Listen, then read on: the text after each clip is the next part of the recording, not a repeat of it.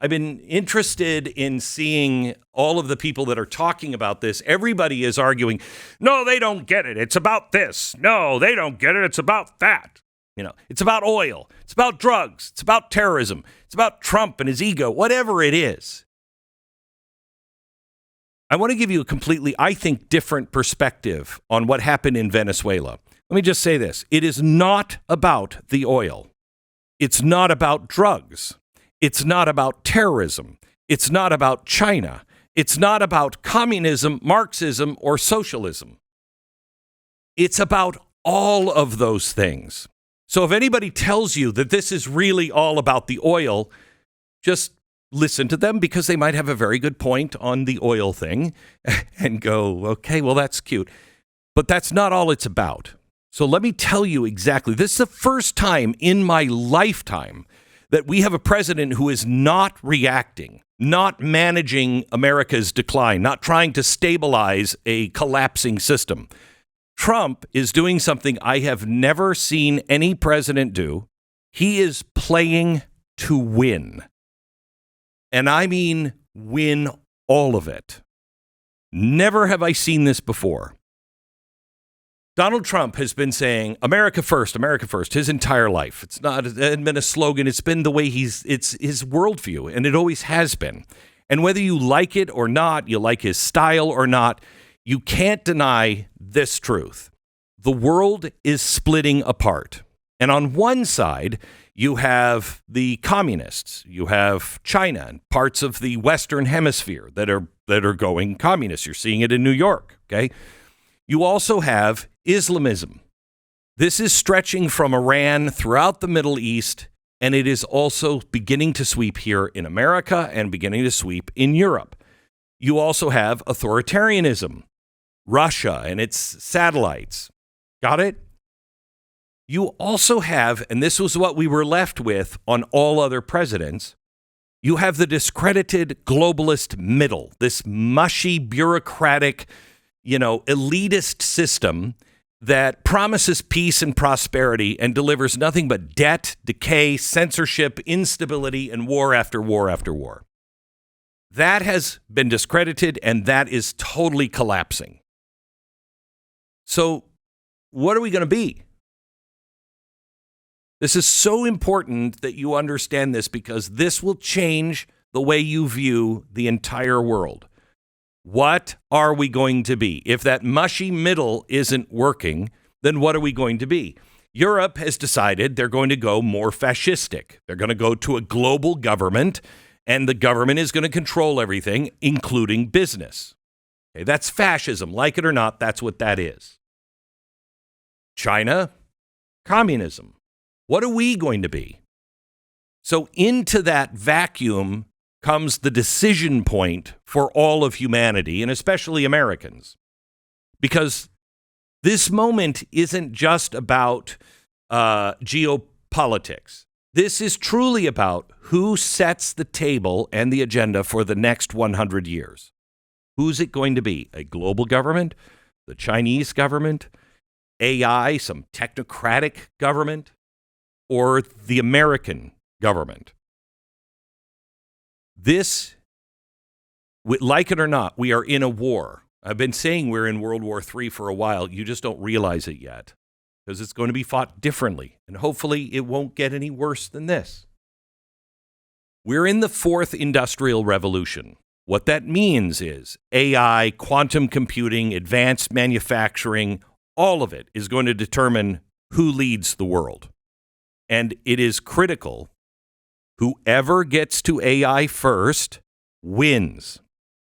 This is not about speeches, not about summits. There's not about climate panels. This is all about resources, energy, capital, supply chains, data. And I know I already said energy, but let me just say it in a different way. Power. Okay? That's the battlefield. That's what we're playing for. BRICS, the nations Brazil, India, and the other ones, what they know is they understand that this is a play for the entire world. China, Russia, Iran, Venezuela, Nigeria, India, all of them know not one of them can challenge the United States. But together they can if America continues to decline. And that's what we've lived under George W. Bush, under Barack Obama, under Joe Biden, is a declining America, and they were managing the decline of America. That's why you have been taught for the last 40 years that America is not that special. It's not that great, because they need you to lose faith in America to be able to have it decline and you not to pitch a hissy fit. So they could collapse it into something else. Their stated goal is not a multipolar world. It's not freedom, it's not liberty, but it's a world where no one nation can stop the elites, where the dollar is dethroned, the authoritarian system, whatever it is, flourishes under the cover of balance of power. So we've been putting all those pieces into place. Our government, our congressmen, our senators, our presidents have been saying one thing to our face, but they've been putting all of these things into place for the last 50 years, especially in the last 20 years. This has just been accelerated, and they've been putting it into place and building this system piece by piece, year after year. And then Trump came back. The first time they had to destroy him because they knew he doesn't view the world that way. He doesn't view America that way. He views it differently. He believes America is a special place and needs its own place at the table. They had to destroy him. They thought they were going to keep him out of office. They didn't. And in that 4 years between 20 and 24, he figured a lot out. I mean, I am amazed at what I am seeing. You can disagree with it. But just like I said with the progressive movement that took 100 years to put in place, I have said someday people will study this and go, look at the brilliance of this plan. Look at how they just dismantled the entire West. It is brilliant. It's evil, but it's brilliant. Let me say the same thing. I don't know who the advisors are that he's listening to. I don't know if he just woke up in the middle of the night and he's like, no, this is the way it is. I don't know. But we're going to look back at this time, assuming that it works, and we're going to say, that was brilliant. Do you know that because of Venezuela, we don't need the oil? I'm going to get into this here in a second. We don't need the oil. Do you know that this is the first time since FDR that the world's resources are now back under American, not control, but in friendly territory?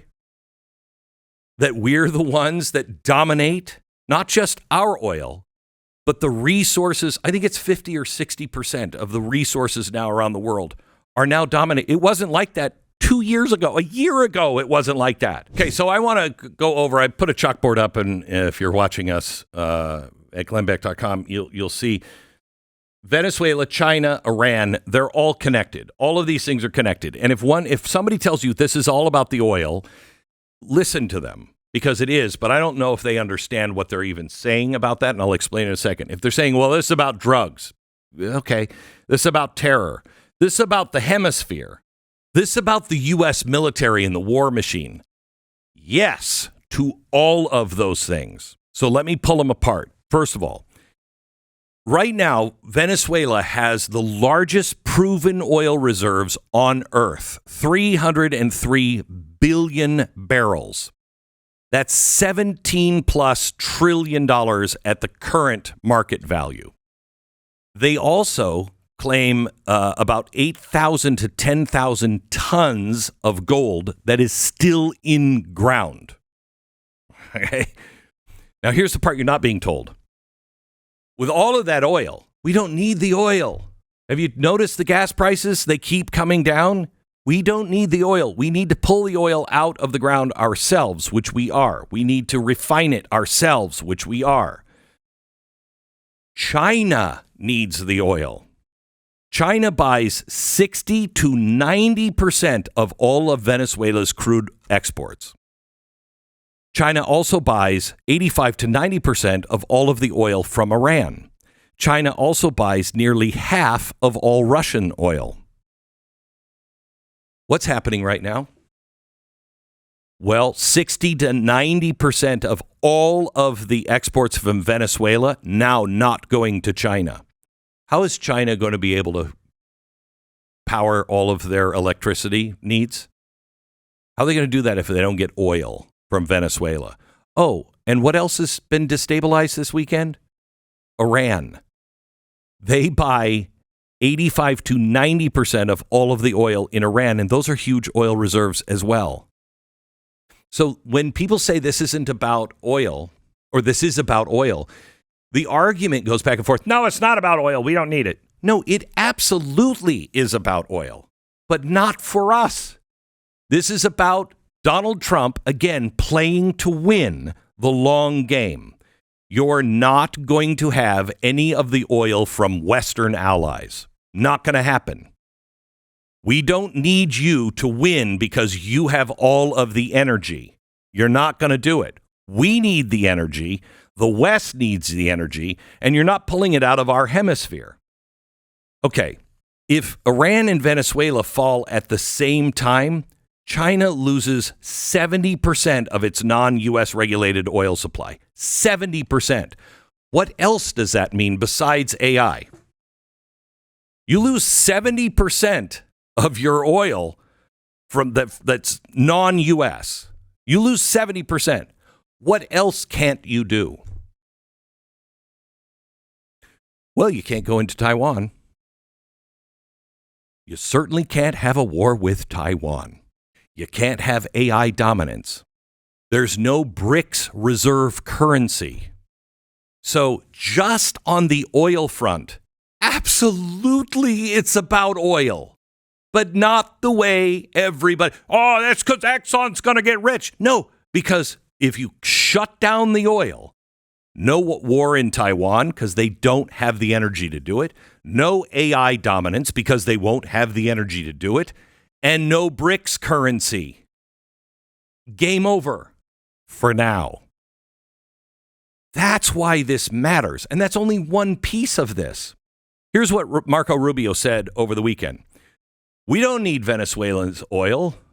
What we're not going to allow, however, is for the oil industry in this hemisphere to be controlled by adversaries of the United States. Is that imperialism? Or is that the defense of the hemisphere? I want you to know, and we'll talk about this later, because I think we have a George AI today after this show. I think, and we'll talk to Jason about this, I think George AI is going to talk about act of war and, you know, what the founders thought about foreign entanglements and everything else. But we can argue about the constitutionality of what Donald Trump did. Does he have the right to do it? Well, I don't know. I think he does. I don't necessarily like it, but I also don't like the fact that Congress would have to be involved on short-term things.